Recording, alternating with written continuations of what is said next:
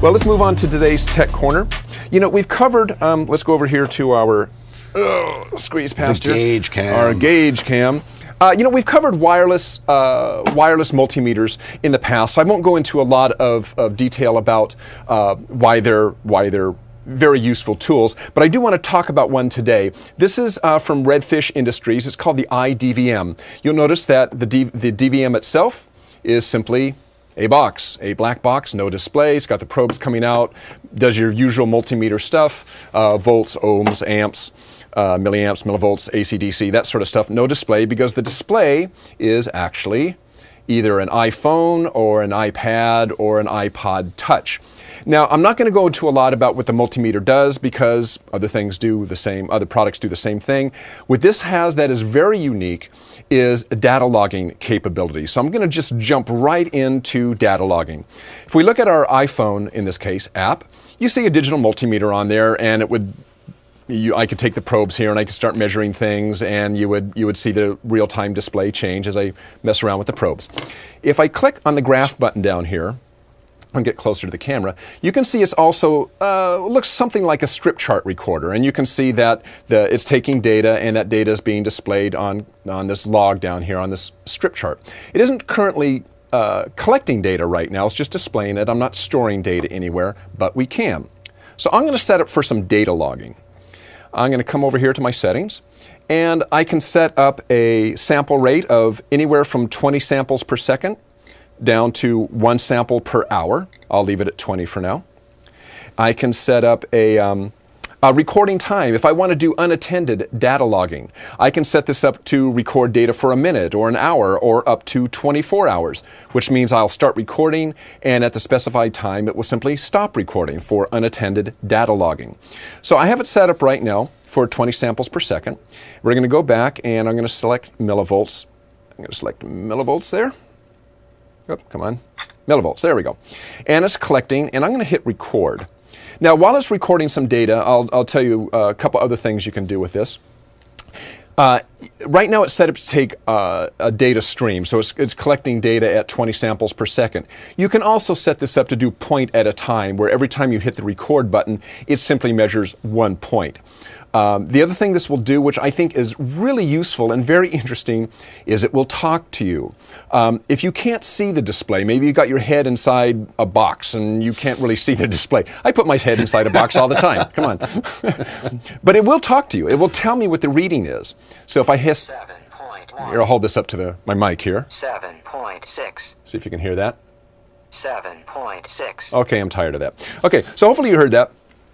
And that actually is, it seems like a kind of a gimmicky feature, but there are times when I've had a multimeter and I swear I wish the thing was talking to me. Okay, we've collected enough data. I'm going to turn my recording off. Now I'm going to come up here to my file, and you see it's stored some files. The one at the top is the file I've just stored. If I click on it, well, what do we see? Well, we have a graph up at the top. I have some statistics at the bottom. Being an iPhone, iPad, I could zoom into these statistics. I can also look at the samples. So these are actually my sample data. It's got a date and time stamp over here on the left, and the reading here on the right. And of course, as you might expect, all this can be exported. We'll get to the export in just 1 second. I do want to show you one other feature. So let's say you've taken all your data, and you're now ready to send it out. You need to send it to another program so you can do analysis on it. So you're going to, let's say, email it to yourself. Well, first of all, we got to disconnect from the DVM. The DVM actually operates on Wi-Fi. So I'm going to disconnect from the DVM. I'm going to choose my local area network, which would be the QD network. Or if you had a broadband device, you would actually connect to your broadband. Now I'm going to go back into my DVM. Okay, so now I'm back into my data here. I'm going to say, let's go back and look at our data again, and let's look at the details. So let's say I'm a remote maintenance technician. I'm doing pipeline checks. So I want to put in where I took this data. So I can click in my description box, and I can just say this is a test. I can enter in my name as my user, and the next one is really slick. I typed in dork. that purely was an accident. And not for the first time. Not the first time. I can ask for my location. This is a device that knows where my location is. I can click on my location. It will allow me now to enter my latitude and longitude and my street address, if it's known, into my details. Now, suppose you are a remote maintenance tech and you're out making, doing your remote maintenance, let's say on a pipeline, and you have to record where on the pipeline you are. I have now just recorded my latitude, longitude, and my address into my details. Now I can save it. I can now export my data, and I have several ways of how I can export data, but let's say we can export it as email. I want to send, let's say, my actual samples, which would be in CSV format, a picture of the actual graph, which I can send, let's say, as a PDF. I can also send it as a PNG, and also the statistics that were calculated by the iDVM software itself.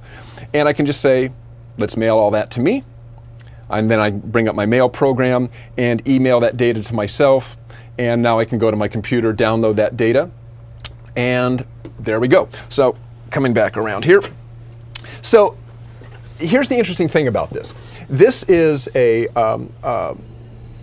this product costs about $300. But you have to have an iPhone or an iPad to rent it. So you might go, gosh, if I don't have one of those, do I now want to pop for, let's say, $200 for an iPod Touch, which you can also use with it?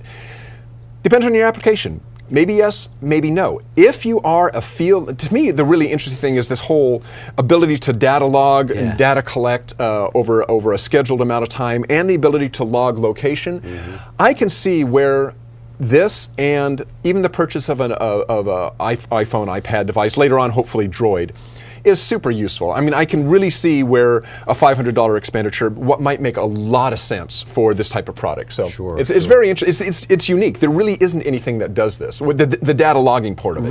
Right, and that's exactly what we're trying to do here on Tech Corner on QDL is present these kind of unique solutions. If you have one that you want us to cover here on Quality Digest Live, just email us as usual at QDL@qualitydigest.com, and we'll take a look at it, and we'll get back to you, and we'll let you know if we're going to put it on the air. That's right. So great. So thank you for RedFish for providing that to us. That's right.